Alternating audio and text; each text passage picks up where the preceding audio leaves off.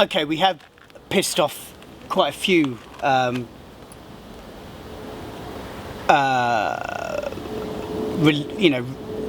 religious organisations. Been arrested at the Vatican. We've had Lord Provost of Glasgow deem us as being offensive and whatnot, and we're banned from various states. Although we've never been placated by fundamentalist groups. We've never had people sort of march on the shows or banner them or anything like that, which is kind of odd, even in the deep south. But I think that's because we investigate what we do. We're not irreligious as such. Otherwise, we wouldn't even set foot in a church. And I've spent a lot of time in lots of countries, including India, and I have a lot of respect for other people's beliefs. And my own beliefs are a bit like, without going too mentally philosophical, I guess Luciferian, in the fact that I wouldn't call it Satanism, and I'd edge that with mythology and bits pinched and pilfered from all kinds of different religions and belief systems. It's a bit like a Trivial Pursuit puzzle, but most of the colours are quite dark. So no orange or bright yellows then. The fact that band members live in 3 different countries is not a big problem, because everything is, we do like Pro Tools sessions, we send everything to each other, keep abreast of what's new to changes and what have you, and then we'll hook up for a few weeks in a live scenario where we'll all input and pull more ideas together, or we'll do it on the back of a tour. We might be on tour, as we did on the last tour we were on, came up with lots of ideas, went our separate ways, send files backwards and forward, build up profiles of songs, and then hook up and then put them all together. And then before we go into the studio, we'll do a big session where we'll spend like 2 or 3 weeks running through it all. So I mean, it's as conducive really as living close to each other. Martin lives in Czech Republic, some of us live in England, Paul's back and forth from America at the moment. You'd kind of think that would actually be some kind of, I don't know, problem when it comes to writing, but we all write things, we send ideas back and forth.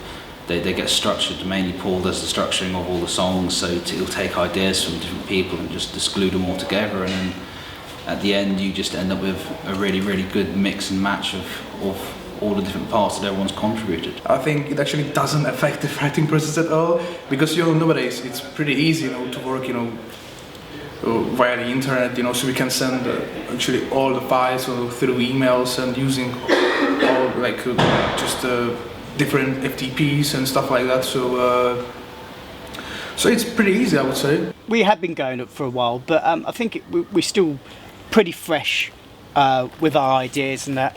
I think when people say, "Oh God, you're running," do you ever run out of ideas or inspiration and what have you? It's like, how can anybody run out of inspiration when you're really into something?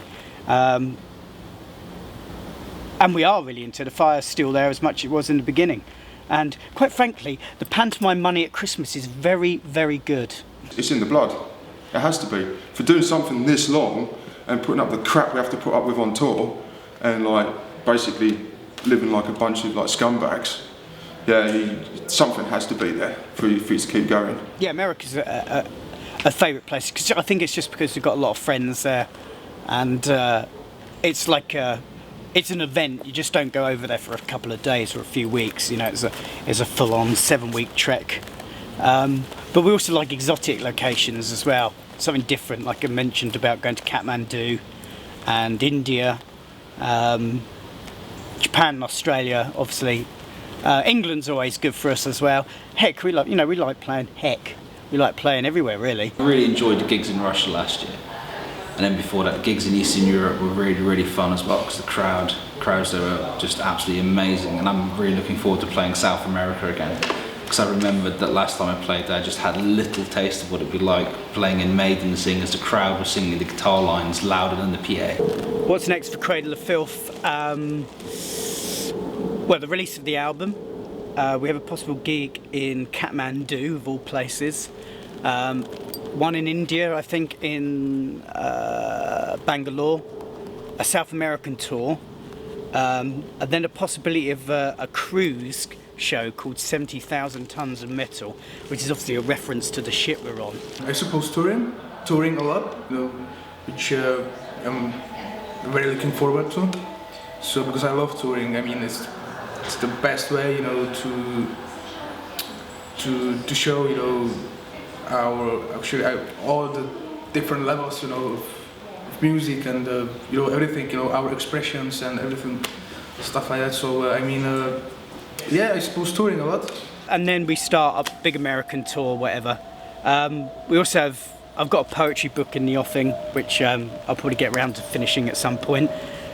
And there's also an orchestral album that we've halfway through finishing, which I'd like to see the release of at some point next year.